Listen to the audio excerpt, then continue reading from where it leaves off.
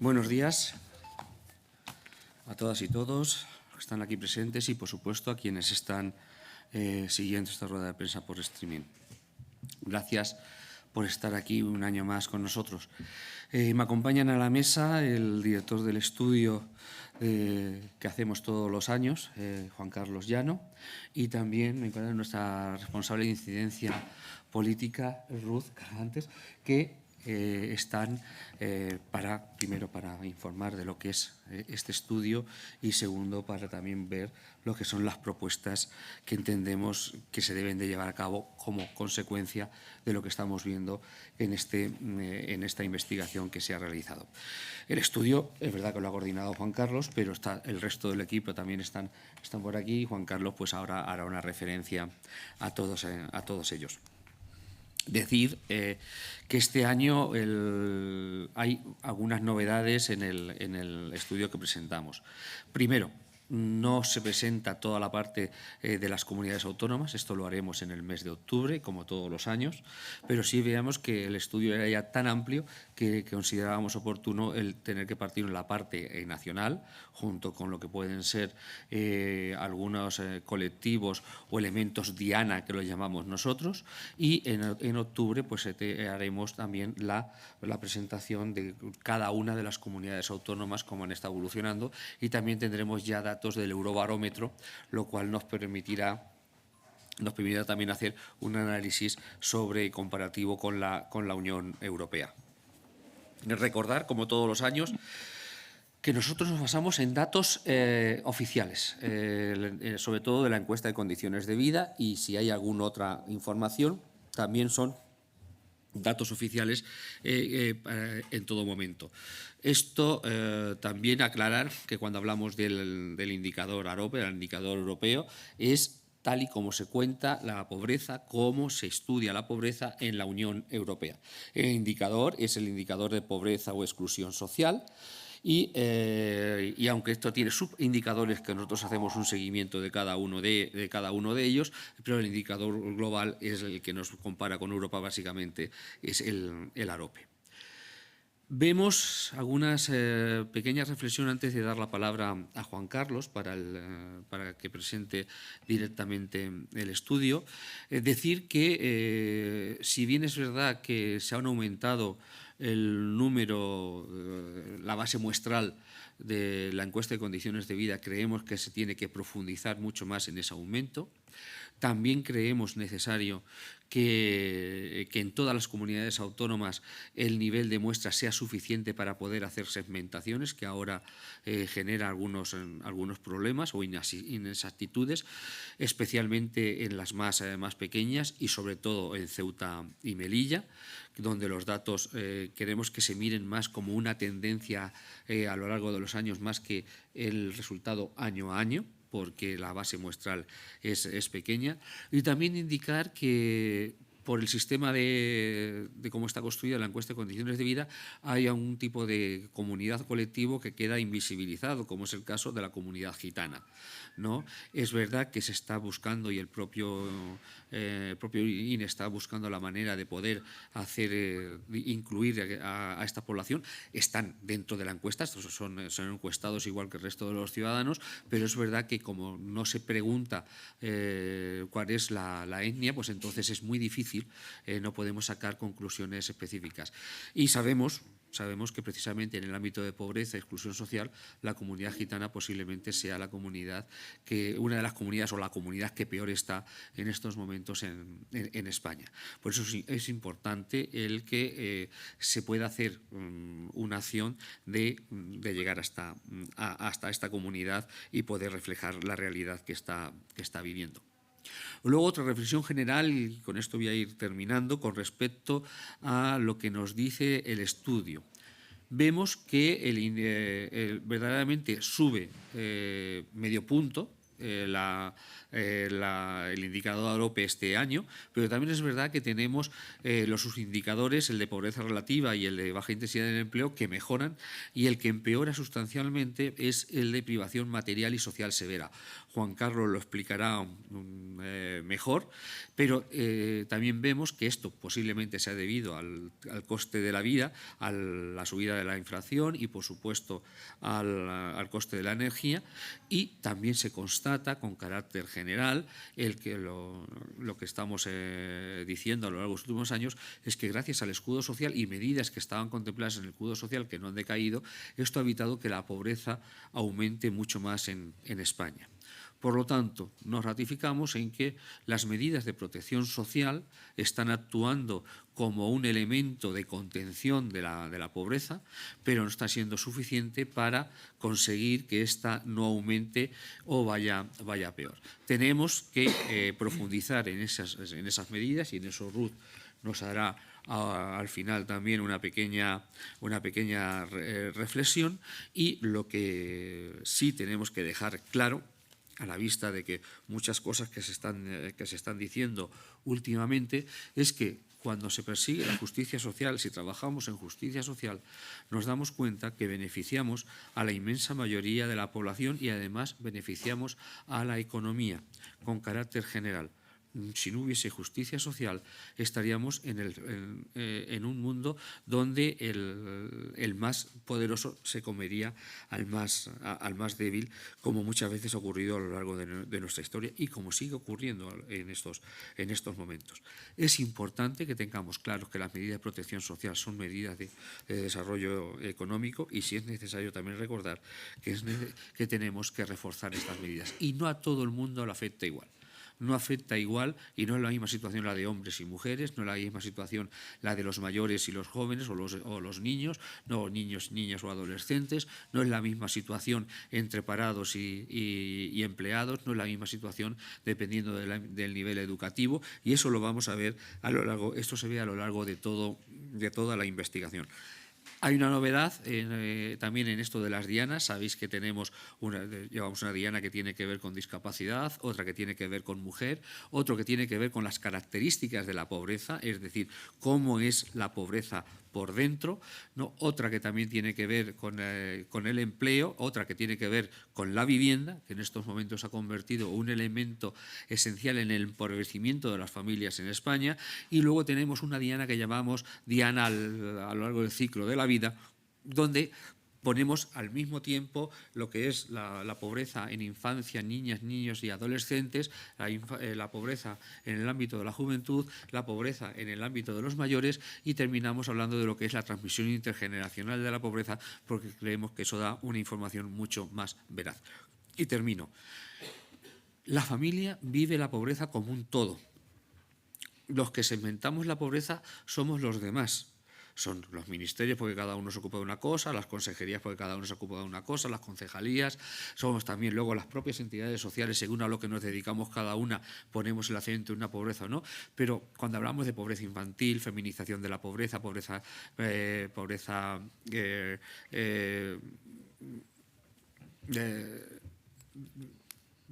no me sale ahora mismo, ¿no? La pobreza farmacéutica, ¿no?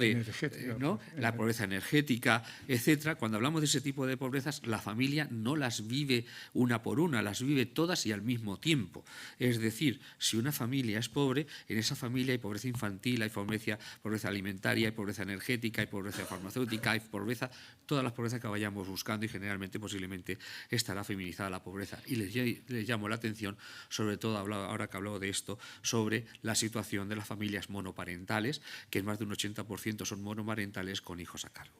Es decir, cuidado, porque la segmentación y poner apellidos a la pobreza viene bien para poder hacer medidas específicas, concretas y demás para mejorar la situación de determinados colectivos, pero la pobreza es única, es una en las familias, y eso hay que tenerlo siempre muy presente. Si no afrontamos la pobreza en el hogar, es muy difícil que consigamos erradicar cada una de las pobrezas, porque, como vuelvo a repetir, estas viven juntas, es una única pobreza.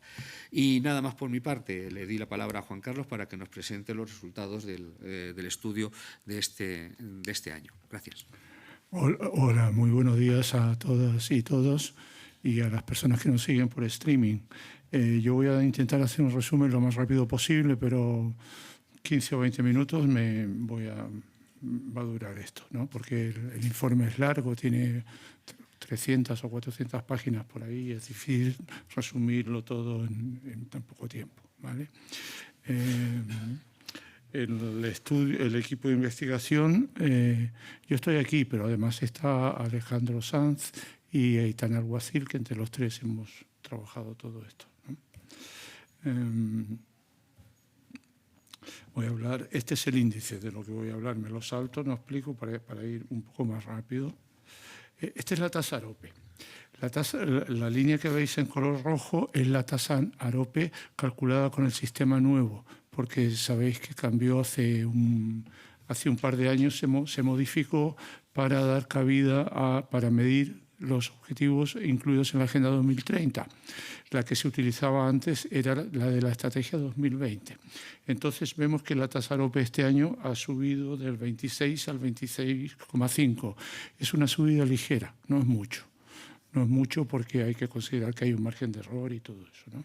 Entonces, en la Agenda 2030 se comparan los datos con 2015 para ver si mejora o empeora la situación. Pero nosotros hemos puesto también la tasa AROPE calculada con el método antiguo para resaltar que aunque ha mejorado mucho según la nueva, ¿no?, todavía estamos mucho peor que lo que estábamos antes de comenzar las crisis, en la primera crisis, la gran recesión en el año 2008, ¿no?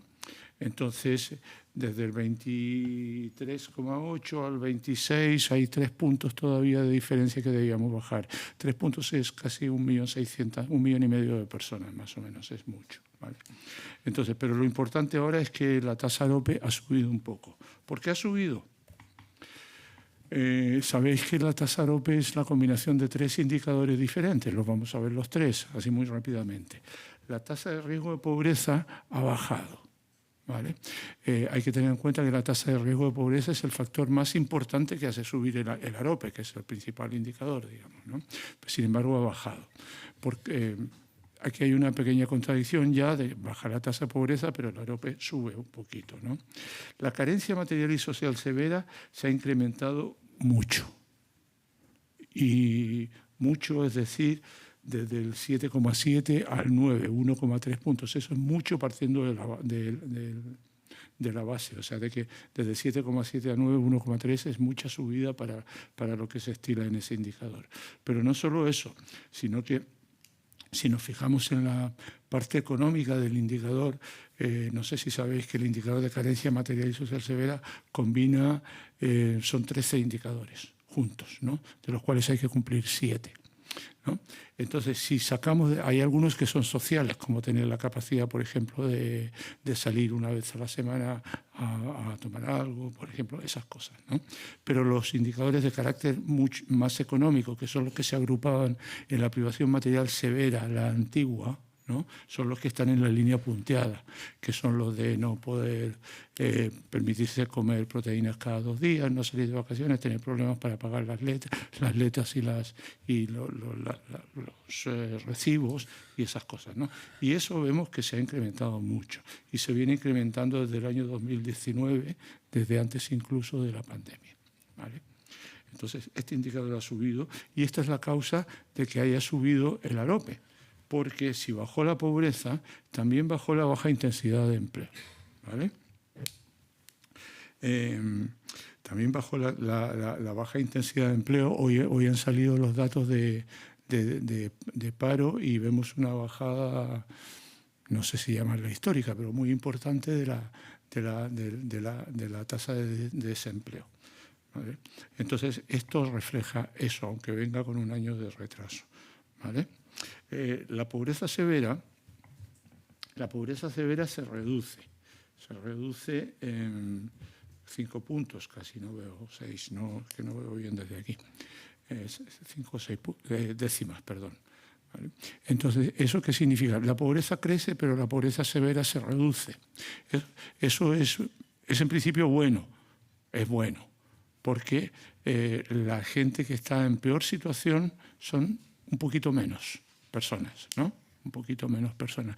Pero eso significa que las medidas que se han implementado para la lucha contra la pobreza se focalizan en la gente más pobre. Hay otra gente pobre que no está tan mal, pero sin embargo se queda fuera, ¿no? Entonces, eso se mantiene y sin embargo esto se reduce, lo cual es una buena noticia en principio, ¿no? Pero a mí me toca hacer de malo y relativizarla un poquito, ¿vale? Arriba es la evolución de la pobreza, que vemos que prácticamente se ha mantenido porque 2 décimas es horizontal y la pobreza severa la de abajo, ¿vale? En cuanto a la evaluación de la agenda, hay que decir que si hay que llegar en 2030 a la mitad de lo que había en 2015 y dividimos proporcionalmente año por año, ¿no? Para ver cómo vamos, si vamos avanzando o no, entonces vamos muy bien en pobreza severa porque llevamos prácticamente cumplido digamos, el camino que hay que seguir. Vamos bajando proporcionalmente lo necesario para llegar a 2030 sin agobios, cumpliendo la tasa. Hemos bajado en eso y estamos, lo vamos cumpliendo eso y estamos mucho mejor en la tasa BID. La tasa de empleo va mucho mejor de lo que debería ir con respecto al objetivo de 2030. Sin embargo, eso no es así para la tasa de pobreza y para la tasa AROPE, con la cual estamos muy lejos todavía porque digamos, mantener un camino o una senda adecuada al cumplimiento final. En eso vamos mal. Algunos vamos bien y otros vamos mal. En general vamos mejor en aquellos que reflejan la situación de las personas más pobres, ¿no? Lo cual incide otra vez en lo que decía antes, se focaliza la ayuda en las personas más pobres. También hay algunas razones para eso que pueden salir de los datos que vamos a ir viendo, ¿vale? La desigualdad. La desigualdad prácticamente se mantiene, baja un poquito, pero muy, muy poco, muy pocas décimas como para que tenga un valor. Estos son los ingresos por deciles. Esta es la tarta esa. Entonces, cada trocito representa el 10% de la población. Vemos que el trozo más pobre se lleva más o menos como el 2% del queso total, de la renta total de la población, el 2%. Sin embargo, el 10% más rico, que son la misma cantidad de personas, ¿no? Son 4.800.000 personas, ¿no? Se llevan el 22, ¿pone? Sí, 23,4%.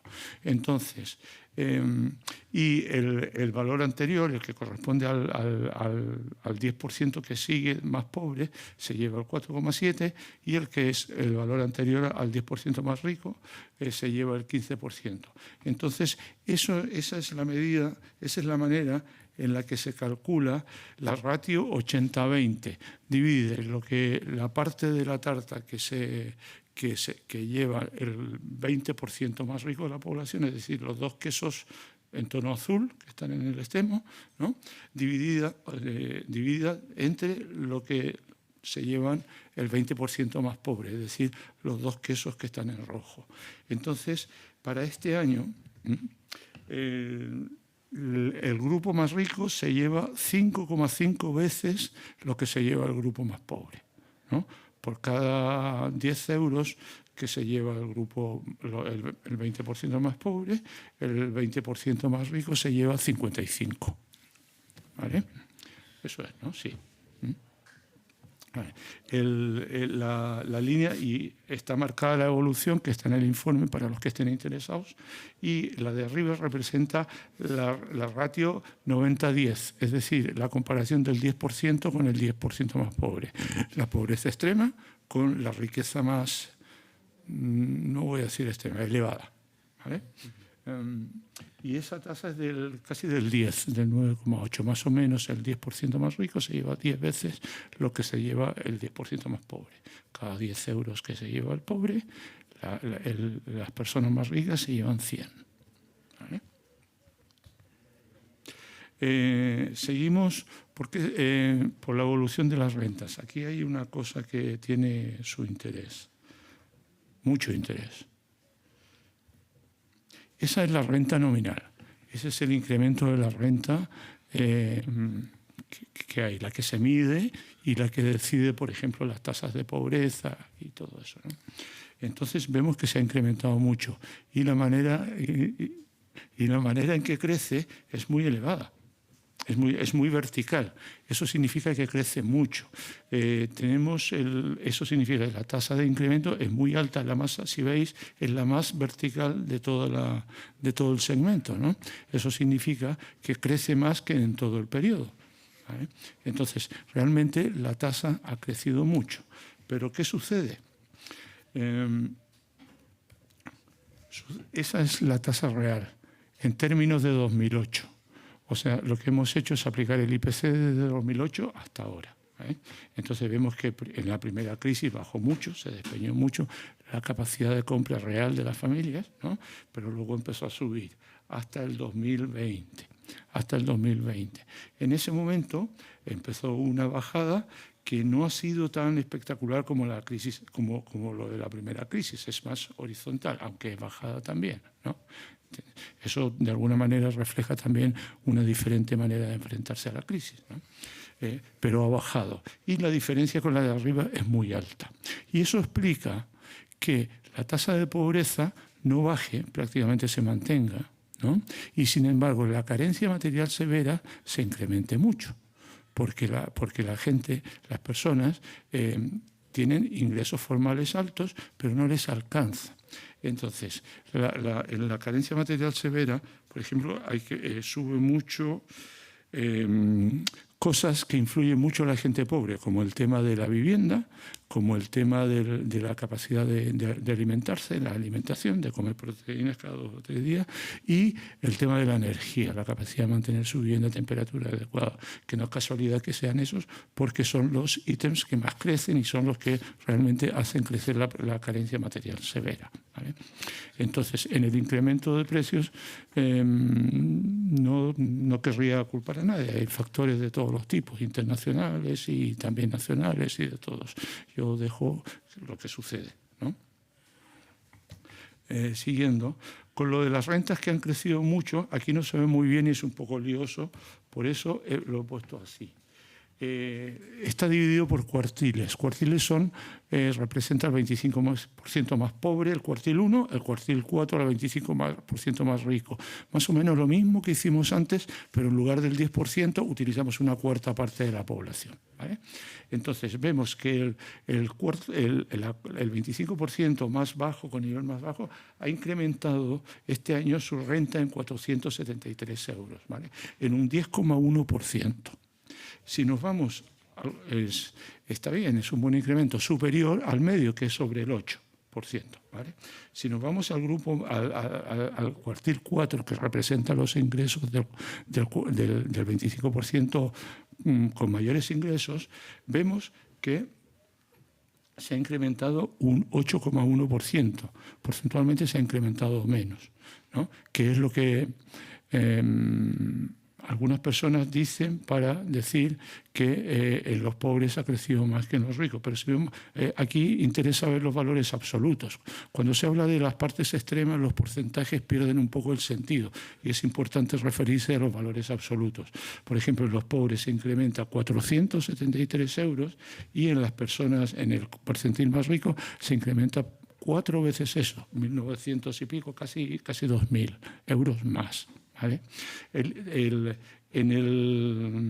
los dos últimos, esto lo vais a tener en el informe, en las dos últimas columnas se ve el incremento con respecto al año 2015. Sí, con respecto al año 2015. Y ahí podéis comparar una cosa que nos dimos cuenta ayer, que no habíamos visto, que por ejemplo el incremento del cuartil más rico, del cuartil más elevado, solo el incremento equivale al total de la renta de la que dispone el cuartil más pobre. Solo el incremento, ¿no? A pesar de que, por ejemplo, cuando ves porcentualmente el incremento es del 55% en los más pobres y solo del 30% en los más altos, ¿no? O sea, entonces, ¿veis? ¿Entendéis la diferencia? ¿Vale? Seguimos. El papel de la administración del Estado. Esto es una cosa importante. Llevamos hace 3 años más o menos resaltando mucho lo importante que es la función sostenedora del Estado en la calidad de vida de las familias. Y no solo de las familias pobres, sino de todas las familias. ¿Vale? La vida en España sería muy distinta si no hubiera transferencias públicas, ¿no? Entonces, ahí, en ese gráfico, lo que vemos, en la tasa de abajo está la tasa de pobreza, en la línea de abajo horizontal. La del centro es la tasa de pobreza que habría en el caso de que no hubieran transferencias, sin tomar en cuenta las pensiones. Esa es otra, ahí no las contamos, esas no las metemos, ¿no? Y entonces la tasa se incrementaría 6 puntos. 6 puntos son casi 3 millones de personas más que estarían en pobreza si no hubiera transferencias, ¿no? Si el Estado no cumpliera con esa función de sostenimiento, ¿no? Entonces, el de arriba, 42% significa todas las transferencias, incluidas las pensiones. Y vemos que las transferencias, el total de las transferencias evitan que 10 millones de personas estén en pobreza, ¿no? Quizá habría que recordar esto cuando pagamos impuestos. No sé si me toca a mí señalarlo, pero bueno, lo digo. Entonces, esta es la diferencia con respecto a la segunda. Aquí no tomamos en cuenta las pensiones, la diferencia entre la de antes. En la de antes aquí, entre el 20 y el 26 había 6 puntos, ¿os acordáis la última? Esos 6 puntos están reflejados aquí en el último momento. O sea, este gráfico explica el porcentaje que baja la pobreza, ¿no? Entonces, ahora mismo baja 6 puntos y ese subidón que hay en 2020, ¿no? Vemos que de 6,4 sube a 9,5. Hay 3 puntos de diferencia. Fue lo que nos permitió decir que ¿cómo se llama eso? ¿Cómo se llama? Sí, lo sé, pero el escudo social, quería buscar la palabra, perdón, es que no estoy muy... el escudo social había permitido evitar que 1,5 millones de personas ingresaran en la pobreza.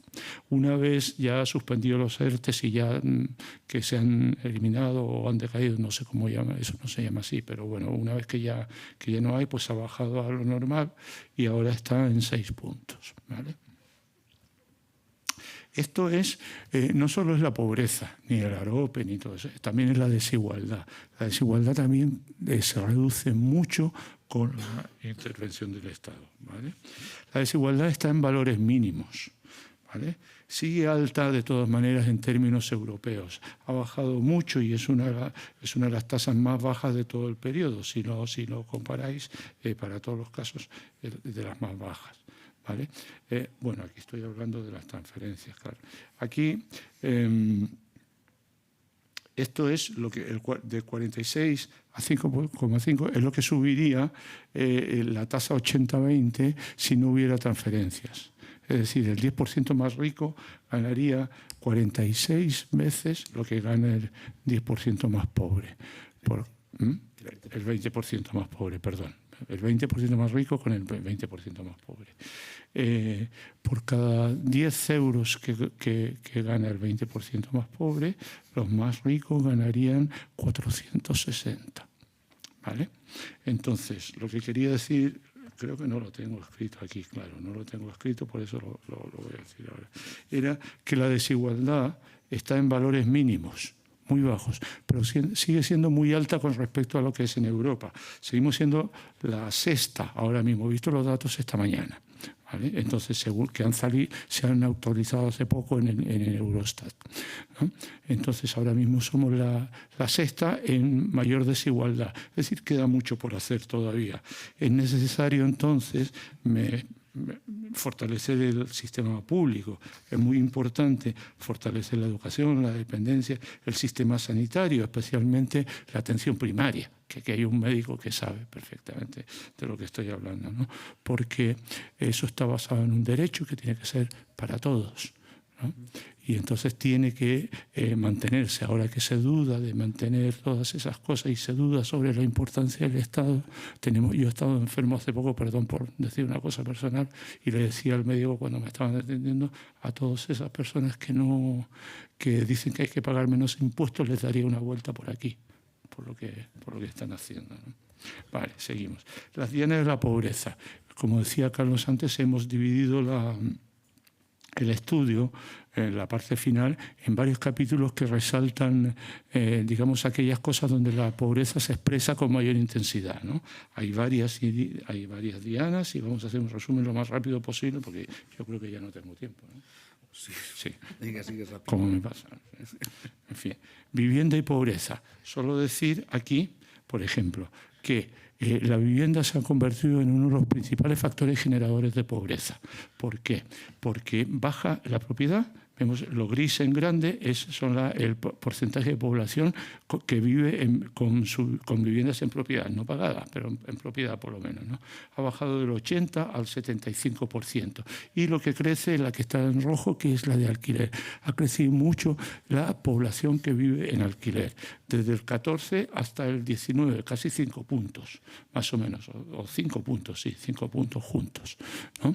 Entonces, eso es mucho. Y decir también aquí que eso afecta mucho más a las personas pobres, porque la exclusión de la propiedad de la vivienda es muy alta entre las personas pobres. No porque no puedan pagarla, ¿no? Porque podrían pagarla e incluso podrían en determinado momento tener dinero para la entrada.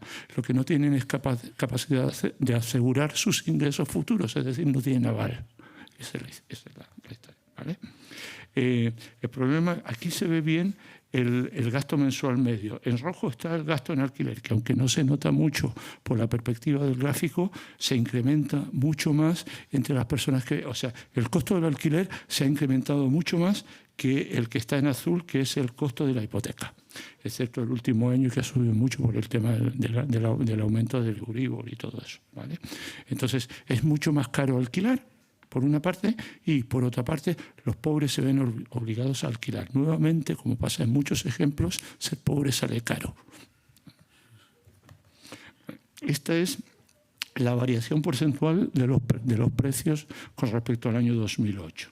En rojo está este gráfico debería verse en combinación con el anterior.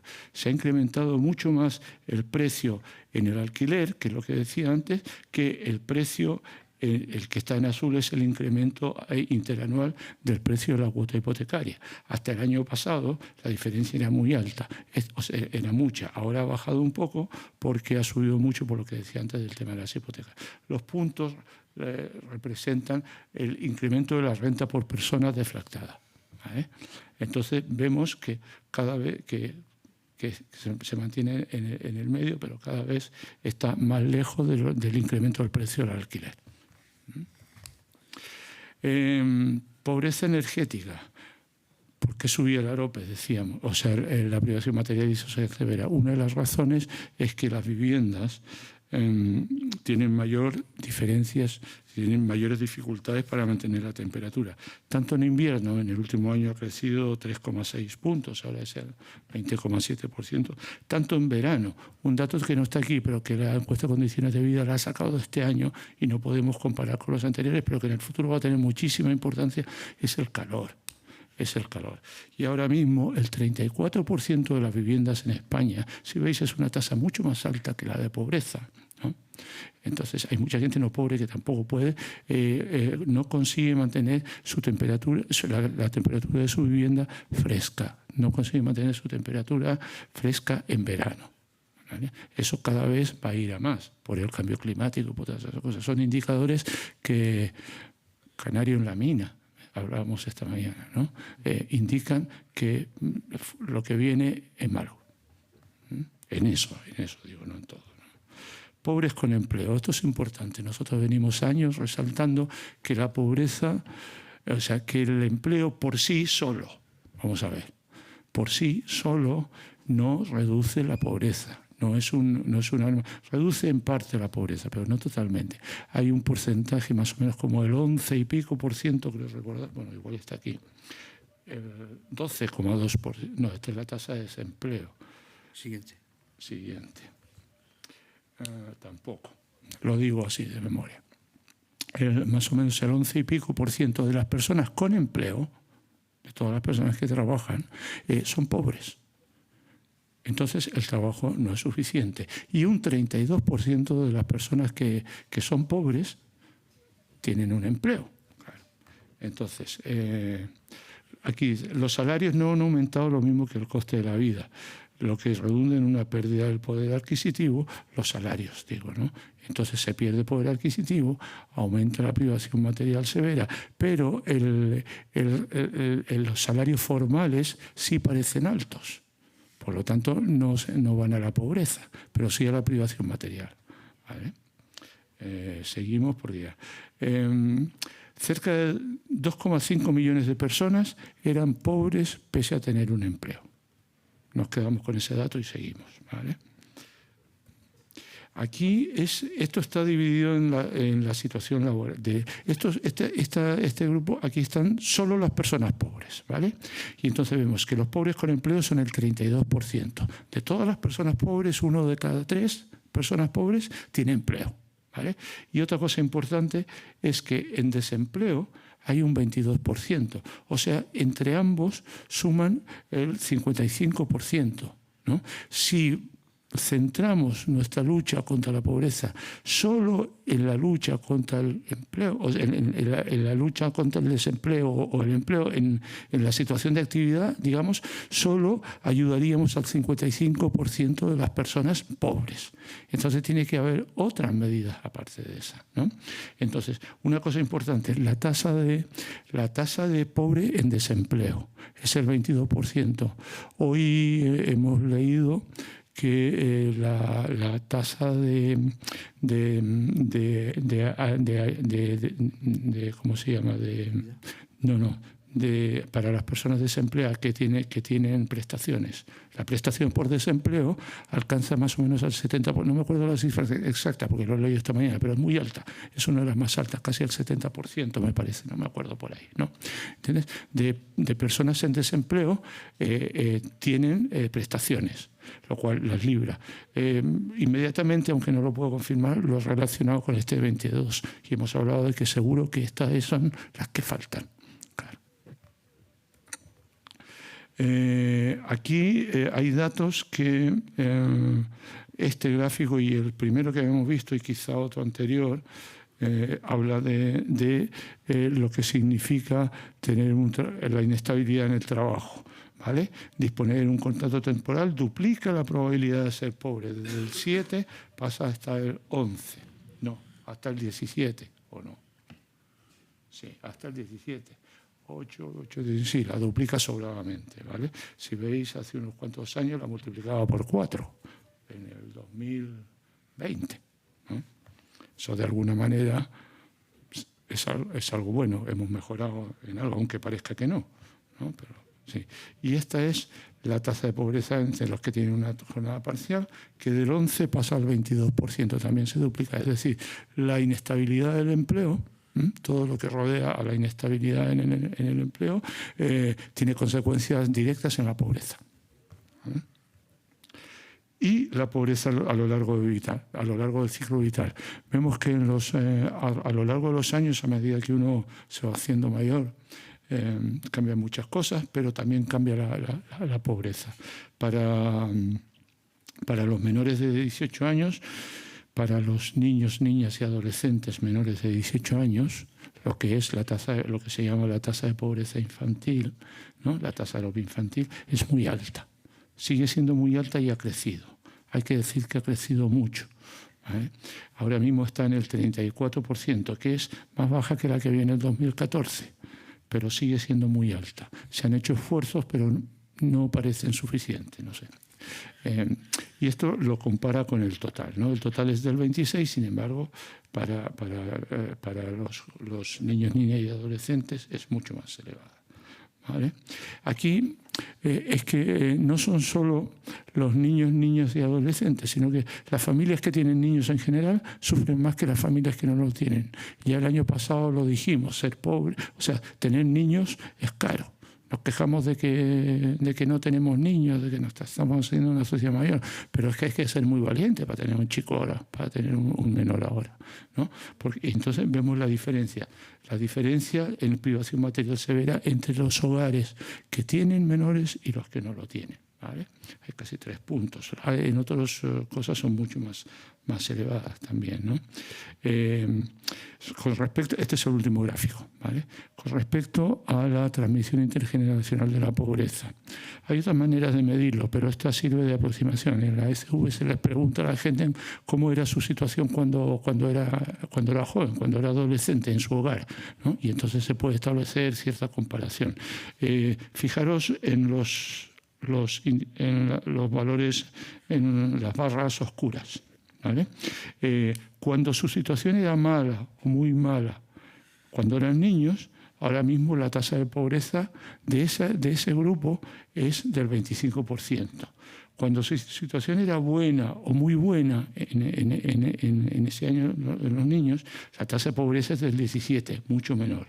Y vemos que si se mide en otros años pasa lo mismo. En realidad, todas, hay que mirarlo por colores, este gráfico, comparar, ¿no? En todas baja. O sea, se ve así. Eso significa que la pobreza se hereda. Aproximadamente 9 de cada 10 personas, la pobreza se hereda a través de las generaciones, ¿no? Pero también la pobreza se mantiene. 3 de cada 4 personas pobres son pobres el último año y 2 de los 3 anteriores. Eso significa que son persistentes, que la pobreza persiste. No, una vez que entras en la pobreza es fácil entrar, pero muy difícil salir. Y yo creo que con eso acabo. Muchísimas gracias. Gracias, Juan Carlos. Ruth, vamos mal de tiempo, te lo dicho. Vale, pues voy a ser lo más breve posible. Bueno, pues lo que nos están contando estos datos es que las medidas basadas en afianzar los derechos sociales están limitando el incremento de las tasas de pobreza. Por eso creemos que estas medidas basadas en los derechos sociales no solo hay que mantenerlas, sino hay que reforzarlas. Hay que reforzarlas en intensidad y en extensión.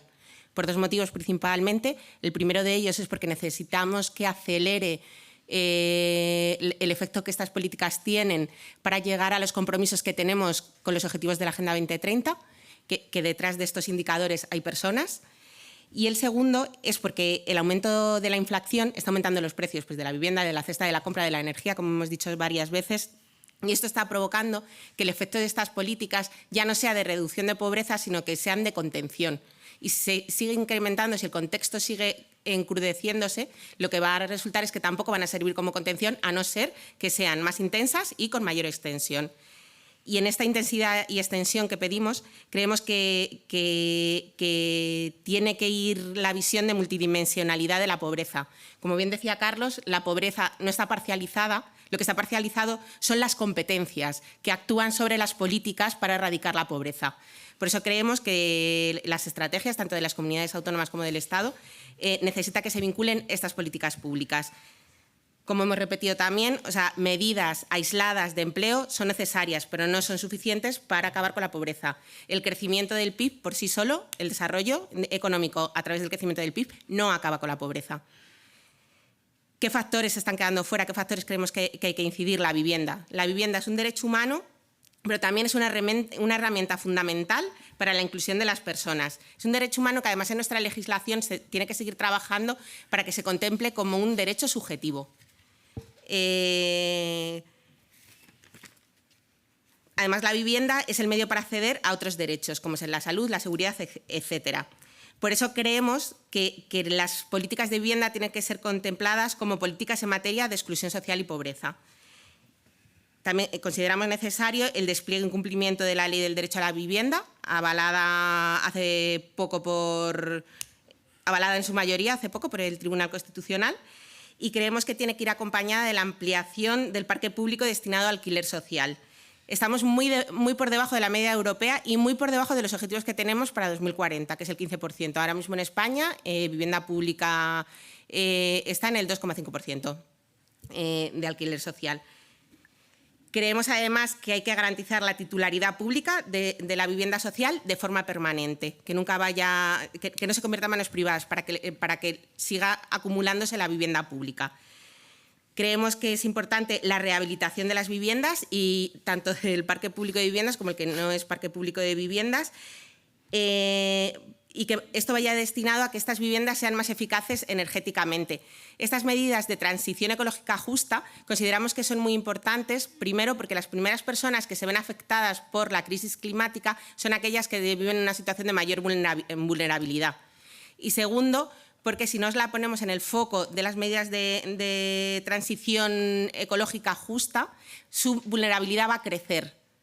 Y además, pues en materia de vivienda, como es lógico, las personas en situación de mayor vulnerabilidad viven en aquellas viviendas que son menos eficientes ecológicamente, energéticamente. También creemos que tiene que haber una protección frente a los desahucios, que sean medidas estructurales y no transitorias de momentos de crisis. Creemos que esto tenemos que avanzar en esa visión.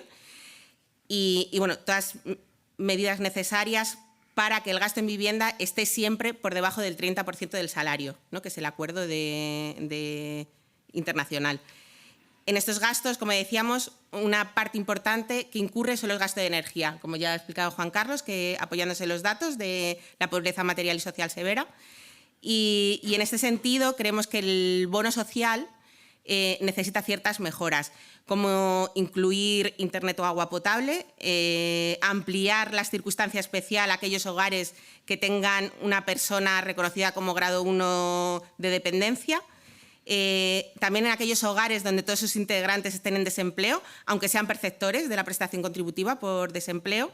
Hay que desarrollar un diagnóstico de la incidencia de la pobreza energética entre las familias numerosas. Hay que aumentar los umbrales de la renta establecidos para la obtención del bono social, que actualmente se basa en el IPREM y creemos que tiene que basarse en el salario mínimo interprofesional. Y hay que, de nuevo, como decía antes, hay que hacer estructurales aquellas medidas que se han visto eficientes porque eran temporales durante la crisis. Y aquí me quiero referir a que el 30 de junio, a finales de este mes, se cumple un Real Decreto de medidas anticrisis. Entre ellas son los descuentos a consumidores vulnerables y vulnerables severos de energía. Con lo cual, los descuentos extras que había ahora mismo van a desaparecer en un momento en el que no hemos vuelto a la situación anterior. Es decir, cuando se establecen estos descuentos es por un contexto que aún no ha pasado. Por eso creemos que estas medidas tienen que avanzar y ser sistemáticas y no temporales, como sí que han hecho con evitar cortes de suministros, ¿no? Con las nuevas políticas. Como decíamos, el empleo por sí solo no reduce la pobreza, pero creemos que el empleo es un eje importantísimo en la reducción de la pobreza, acompañado de otras políticas. Necesitamos medidas que mejoren tanto la calidad del mercado laboral como su cantidad. Y estas medidas, además, creemos que tienen que tener un foco en que vayan destinadas a aquellos grupos sociales que se ven mayormente discriminados en el mercado laboral y que además tienen mayor vulnerabilidad para caer en situaciones de pobreza. Pongo dos ejemplos. Hay que acabar con creo que hay que seguir la senda de reducir las tasas de desempleo juvenil, especialmente en zonas rurales, donde se ven muy acrecentadas. Y hay que focalizar medidas de igualdad de género, romper con la diferencia salarial entre hombres y mujeres, buscar estrategias de acceso al empleo para todas aquellas mujeres que busquen un empleo, que sea un empleo estable, y acabar con la parcialidad no deseada. Los contratos parciales son mayormente ocupados por mujeres. En este sentido, creemos que la estrategia de cuidados que se está trabajando puede ayudar a este objetivo, y hay que mejorar los derechos laborales de los sectores feminizados como es el empleo de hogar. Para asegurar las garantías de ingresos tenemos una herramienta, como decimos, con el empleo no llegamos, pero tenemos una herramienta muy valiosa, que es el ingreso mínimo vital, y que creemos que tiene que pasar una revisión después de estos años de funcionamiento y que tiene que incluir algunas mejoras, como incluir aquellos perfiles que están excluidos, como los menores de 23 años, que puedan acceder a ello, que sean prestaciones no condicionadas. El condicionamiento está funcionando más como una barrera para que la soliciten aquellas personas que la necesiten que para que las personas se incluyan en el mercado laboral. Sí que creemos que tiene que haber itinerarios personalizados y que funcione con el doble derecho. Hay que revisar aquellos requisitos que son muy difíciles de cumplir y que además no aportan información extra, que carecen de sentido, en aras de reducir el non-take-up, de reducir aquellas personas que tienen derecho a ella pero que no la están solicitando. hay que ajustar la temporalidad a la realidad de las personas que la solicitan. La cuantía que recibes se está refiriendo a aquella cuantía de ingresos que tenías hace 1 año y medio. O sea, tiene que ser más cercano porque es una política que está pensada para transitar todo el ciclo vital de las personas y este ciclo es dinámico, con lo cual tiene que estar más adaptada a esa dinamicidad. Las cuantías han de ser suficientes, por supuesto. Mencionar que en feminización de la pobreza ya hemos dicho algunas medidas, pero que es urgente que la transversalización de género llegue a todas las políticas públicas, pero especialmente a aquellas que son en materia de inclusión. Porque, como vemos, la brecha de género en pobreza se reduce cuando los hombres están peor y no cuando las mujeres están mejor. Con lo cual, o estas políticas no están llegando a las mujeres o el contexto afecta mucho más a las mujeres. Y eso creemos que es importante tenerlo en cuenta. En cuanto a la protección de las familias, ha dicho varias veces, pero no quiero dejar de decirlo, con la Ley de Familias que se está tramitando tenemos una oportunidad de oro para incluir la universalidad del apoyo para la crianza. Además, creemos que el apoyo a las familias, a las personas que forman las familias, debe ir en todo su ciclo vital. En este sentido, nos preocupa la falta de apoyo que están teniendo la juventud en su tránsito a la vida adulta. En un país como España, cumplir 18 años nunca más puede ser una mala noticia, y es una mala noticia para muchos jóvenes en situación de pobreza, de vulnerabilidad. Y hay que garantizar los servicios públicos que reducen la igualdad, como la educación o la sanidad o unas pensiones públicas, porque reducen la desigualdad por un lado y además son muy eficaces en luchar contra la transmisión intergeneracional de la pobreza. Y bueno, yo hasta aquí, que lo he soltado así de carrerilla, creo que he conseguido ganar tiempo. Ya vamos mal, de todas maneras. Muchas gracias a los dos y disculpa porque nos hemos alargado en exceso. Si alguien tiene alguna pregunta, tanto online como aquí presencial, estamos a su entera disposición.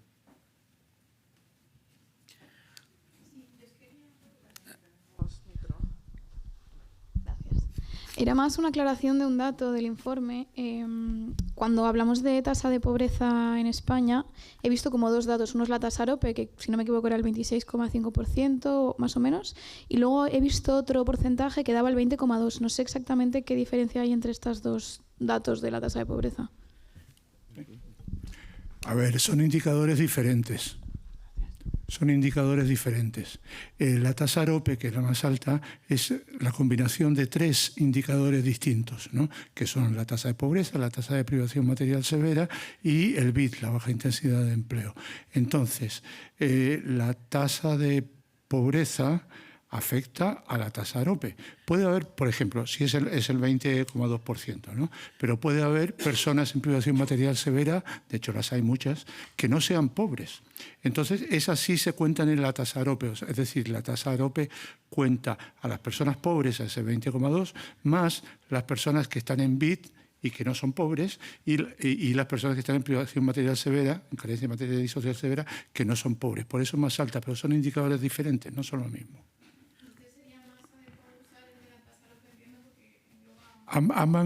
Miden cosas diferentes. Yo, en principio, me gusta más...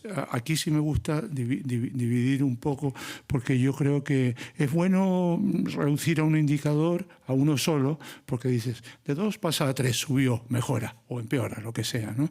Pero eso oculta mucho lo que sucede dentro del problema, ¿no? Entonces, yo creo que son indicadores complementarios y que tienen que utilizarse todos. Eso es una cosa que, digamos, una manera de ver la pobreza que llevamos haciendo de siempre. Por eso tenemos un informe de 700 páginas, porque tiene indicadores para lo que quieras, para tirar para el cielo, todos. Pero la mayoría de ellos, algunos son así como de contexto, de complemento, pero la gran mayoría de ellos focalizan la pobreza desde un aspecto concreto donde se ven cosas, ¿no? Hay un elemento, si me permitéis, importante de diferencia entre ambos. Es que cuando la tasa AROPE no solamente mide lo que es pobreza, sino es pobreza y exclusión social, ¿no? Y aquí tenemos elementos que cuando entra la privación material severa, entra el de poder comer carne o pescado, entra el tema relacional de la familia, entra el poder salir con los amigos, si entra en el baja intensidad en el empleo. O sea, entran muchos elementos que no solamente es pobreza material, sino que estamos hablando de pobreza y exclusión social. La tasa de pobreza relativa es pobreza material, exclusivamente el tema de renta, ¿no? Y eso es lo que los diferencia de una manera importante los dos indicadores. Por eso uno es un subindicador, digámoslo así, de la AROPE. Esa es la principal diferencia. ¿Alguna otra palabra, por favor? Sí, yo quería darles las gracias por la exposición. Este informe siempre a los periodistas nos genera muchos problemas porque tenemos que contarlo en muy poco tiempo y son, como habéis dicho, muchos datos. Yo quería, si me podíais, sé que es difícil, no me queda claro respecto al 22 si en el 23 estamos peor o no. Sé que algunos indicadores sí, otros no. Por eso, no sé si os puedo hacer, que hagáis el esfuerzo de hacernos esa fotografía, ¿no?, de cara a que luego nuestros oyentes o nuestros lectores puedan entender exactamente cómo está la sociedad española en el 2023. Eso por una parte. Y luego el tema de la carencia material severa, que es, como decís, el indicador que hace subir el AROPE, ¿no?, este 2023. No sé si me podéis explicar más en concreto en este caso. Entiendo que tiene una relación muy directa con la inflación, pero no sé si eso me lo podéis explicar mejor. Gracias. Bien, en esto, digamos que los datos empeoran, porque el indicador principal es el AROPE y este empeora medio punto. Es verdad que está en el margen de error, ¿no?, pero empeora, por lo tanto tenemos que arrancar ahí. Pero permitidme una especie de broma, no, pero para habernos matado, es decir, gracias a que hemos tenido unos sistemas de protección que han ido mejorando, este escudo social y demás, pues se ha contenido algo, porque de hecho de los subindicadores de los tres, dos mejoran, además uno es el de renta precisamente, que es el de pobreza relativa, y el otro del de baja intensidad del empleo. Pero nos vamos precisamente a la segunda pregunta tuya, ¿no?, el privación material y social severa, ¿no?, que es el que verdaderamente empeora. Sí, ¿esto por qué ocurre? ¿Por qué es tan importante y por qué ponemos tanta incidencia en el tema de la inflación y del coste de la energía?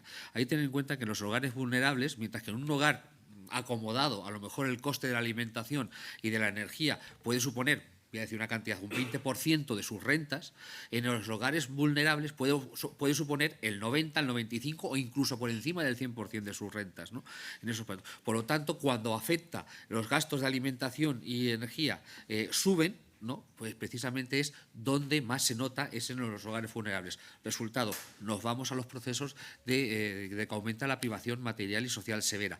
Y luego puede haber hogares que no están en pobreza, pero que tienen unas rentas muy limitadas. A estos también les afecta de una manera más importante que a los que tienen un alto nivel de renta, ¿no? Esto hace también que podamos tener personas en privación material severa que no sean pobres, ¿no?, porque haya aumentado esos niveles de inflación y del precio de la energía. Por eso hacemos tanto hincapié, porque no es lo mismo, no afecta igual, nos afecta a todos, la inflación y el subir el precio de la energía, pero no afecta igual a una familia acomodada que tenga unos ingresos de 300.000 euros al año a una familia que tiene unos ingresos de 10.000 euros al año y entonces, que dedica prácticamente el 100% de sus ingresos a alimentación y a costes de la energía. Al suministro del hogar, sería la expresión mucho más correcta. De preguntas, una tiene que ver con el tema de las mujeres y las familias monomarentales, porque entiendo que no se avanza en los datos, que ya se ha convertido en un problema estructural o por lo menos clásico de los últimos años. Y luego también le quería preguntar por esas familias que parece que están en el límite, que tienen problemas para llegar a fin de mes o para afrontar gastos imprevistos, que también siguen en cifras elevadas. No sé si eso quiere decir que son personas que en algún momento pueden llegar a ese riesgo de exclusión social y de pobreza, si hay mucha gente que está en ese límite que puede ser peligroso, digamos, para su situación económica. Eso ahora te contesta Juan Carlos, que lo sabrá mejor que yo, pero solamente hace una matización. Nosotros siempre ponemos familias monoparentales, porque esto viene de pariente, no viene de padre, sino de pariente, ¿no?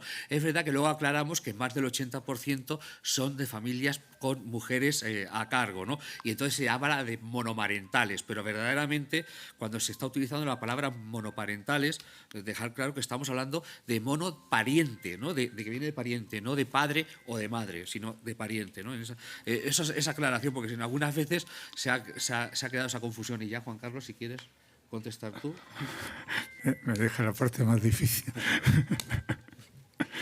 A ver, las familias monoparentales les va muy mal porque solo tienen un adulto que trabaja, ¿no? Y son muchas personas dentro del hogar, en general, ¿no? Entonces, y además tienen un adulto que casi siempre es mujer, que se ve muy limitada por las presiones que tiene el mercado laboral con las mujeres. Nosotros hemos hablado desde hace tiempo, y está en el informe también, que el mercado laboral discrimina a las mujeres. Las mujeres tienen peores salarios, trabajan menos horas, consiguen menos trabajo, no acceden a puestos directivos en la misma proporción que los hombres. Entonces hay toda una serie de datos muy concretos que tienen que ver con el empleo que son muchísimo peores para las mujeres que para los hombres. En el caso de las familias monoparentales, como dijo Carlos, el 82% de las familias monoparentales están a cargo de una mujer. Entonces, el tema del empleo les afecta mucho. Eso por una parte. Por otra parte, son niños, ¿vale? Los niños consumen mucho. Voy a decir una cosa que no se dice mucho, pero que creo que tiene mucha importancia. La pobreza en las familias monoparentales está... es más alta de lo que se dice. O sea, está minus medida, o ¿cómo se diría? ¿Cuál es la palabra? Infravalorada. Infravalorada, exactamente. Está infravalorada por un problema técnico, de carácter técnico, que tiene que ver con las unidades de consumo. No es el momento de explicarlo, pero basta con decir que que se considera que 3 niños consumen lo mismo que un adulto. Para el cálculo. Cualquiera que tenga niños sabe que un niño consume lo mismo que un adulto o más. Claro. Entonces, eso hace, por ejemplo, que la pobreza esté peor. Y eso se nota más, por ejemplo, en cosas como la privación material y cosas de esas. Entonces, hay varias razones. A mí me toca señalar, no me toca mirar por qué ni proponer soluciones, ¿no? Yo soy un técnico que se dedica a esto. Pero eso influye mucho. La situación de la mujer en el mercado de empleo, ¿no? y el problema de los menores a cargo. Yo, si me permite, súper breve. Por eso es tan importante aprovechar la oportunidad que tenemos de la Ley de Familias para extender el apoyo a la crianza. Sí, hay que tener en cuenta que uno de los elementos importantes de las familias monoparentales es que la inmensa mayoría tienen trabajos parciales, ¿no? Por lo tanto, aquí los elementos de conciliación no se convierten en un elemento de ocio o de cuidar a los niños, se convierte en un elemento de lucha contra la pobreza, porque si no tienen la capacidad de tener unos empleos a tiempo completo, ¿no? Porque no puede cuidar a los hijos, automáticamente estamos lanzando a estas familias, a estas mujeres, en la mayoría de los casos, a esa situación de precariedad. Por lo tanto, la ayuda a la crianza que ha dicho Ruth, y luego también la necesidad de unos mayores apoyos en lo que puede ser todos los elementos de crianza, pues se hacen esencialmente importantes. Y luego, el bajo nivel de renta, con esta, como hemos visto, ha subido, la subida de los ingresos no ha compensado lo que es el nivel de coste de la vida, hace que el nivel de ahorro sea mínimo o inexistente. Resultado, si tienes que afrontar un gasto imprevisto, ¿no? Pues no es que no puedas llegar al gasto imprevisto, es que es un drama. En la familia se te rompe la caldera del gas y eso significa que tienes que dedicar casi 3 meses de tu renta para poder pagar la caldera. En esos 3 meses tendrás que comer alguna vez y esas cosas, ¿no? Por lo tanto, tenemos una insuficiencia clara de llegada de recursos a las familias que están en el límite, ¿no? Porque a lo mejor se van manteniendo, pero llega cualquier tipo de circunstancia extraordinaria y automáticamente les hace tener un quebranto importante. ¿Más cuestiones? ¿Alguna cuestión más? ¿No? Pues muchas gracias a todas y todos por estar aquí, y simplemente queremos decir que necesitamos un compromiso del Gobierno, de los partidos políticos, en la estrategia contra la lucha contra la pobreza, y esperemos que el Gobierno y el presidente del Gobierno en persona se preocupen porque tengamos una estrategia clara y decidida contra la pobreza en nuestro país. Muchas gracias.